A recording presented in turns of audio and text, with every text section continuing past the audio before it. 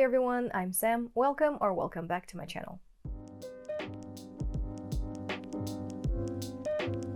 So I finally found some time, or courage more like, to film for this channel, and here I am, hoping to stay. I decided that the best way to kick things off is with a mid-year book Freakout tag, where I'm going to be telling you about my reading results so far. So without further ado, grab a snack or a drink and let's go! The first question is the best book you've read so far. For this one, I've chosen a book that's not very typical of my reading taste, and it's The One by John Mars. Imagine a world where you can get a perfect partner based on your DNA. In this book, we follow 5 different people who took this DNA test and found out that their partners are not really who they expected them to be. I don't want to spoil you anything, but just to hook you a little bit, what would you do if you found out that your perfect match, your DNA match, is a serial killer? What I enjoyed the most about this book is that every chapter ends on a cliffhanger, so you cannot help but turn page after page to find out what happens next. Also, to me, it felt like a combination of genres.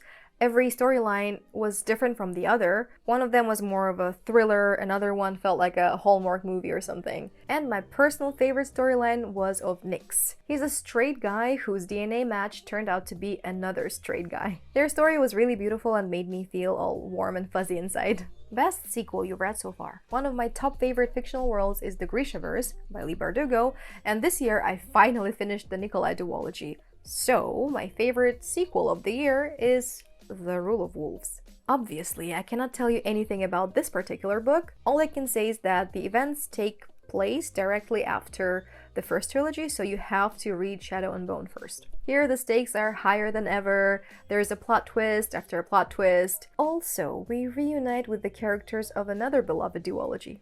New release that you haven't read yet but want to. For me, it's the latest book by Axie, which is The Girl Who Fell Beneath the Sea. As far as I know, it tells us a story about Mina, who was kind of sacrificed to appease the sea god, but when she got to his realm, she found him in an enchanted sleep. So now Mina has to find a way to wake him up and save her village. Most anticipated release for the second half of the year. There's a lot of books that are coming out later this year, so I've chosen only 2 that interest me the most, and they are The Daughter of Dr. Moreau by Silvia Moreno-Garcia. It's a reimagining of my favorite classic sci-fi novel, The Island of Dr. Moreau, and the second one is The Atlas Paradox, which is a sequel to The Atlas 6 by Olivia Blake. Question number 5. Biggest disappointment. Oh, where do I begin? Well, firstly, I guess I have to remind you that it's only my opinion, and if you happen to love these books, good for you. I was really disappointed by Bunny by Mana Awad. I mean, what the hell was that? The next one is You've Reached Sam.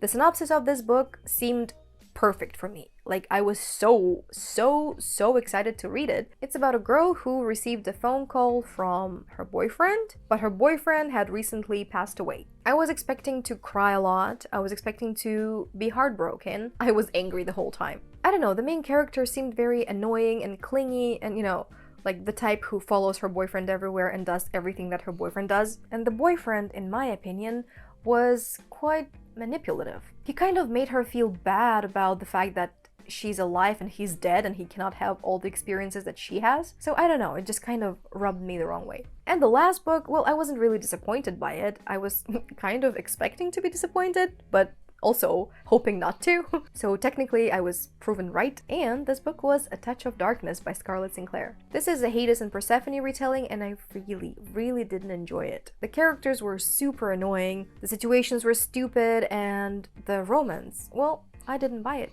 The biggest surprise. For me, it was another thriller because A, I don't really read a lot of them, and B, if I do, I kind of guess all of the plot twists. So this book really surprised me. It's The Winter People by Jennifer McMahon. This story has 2 timelines. The first one takes place in the 18th century, and the couple loses their daughter, and the mother is so heartbroken that she decides to follow an ancient ritual to bring her back. And the second timeline is our days. 2 sisters wake up in the morning and find that their mother went missing, and her disappearance might be connected with the tragic events of the past. Number 7. Favorite new author. I really enjoyed the writing styles and the humor of these 2 beautiful authors. They are Talia Hibbert, who wrote the Brown Sisters trilogy, and Alison Cochrane, who wrote The Charm Offensive. Question number 8, newest fictional crush. The sun decided to disappear in the middle of my filming, so sorry for the change in the lighting. I would say Delilah Green from the Delilah Green Doesn't Care book. She was a pretty lonely and shy kid, and she didn't have many friends, but she went through the so-called revenge glow-up, and even if she pretends that she doesn't care, that she's so tough, her heart is in the right place. Plus, she has tattoos and amazing hair. And probably another crush of mine is Hades, but the Lore Olympus version. Because, again,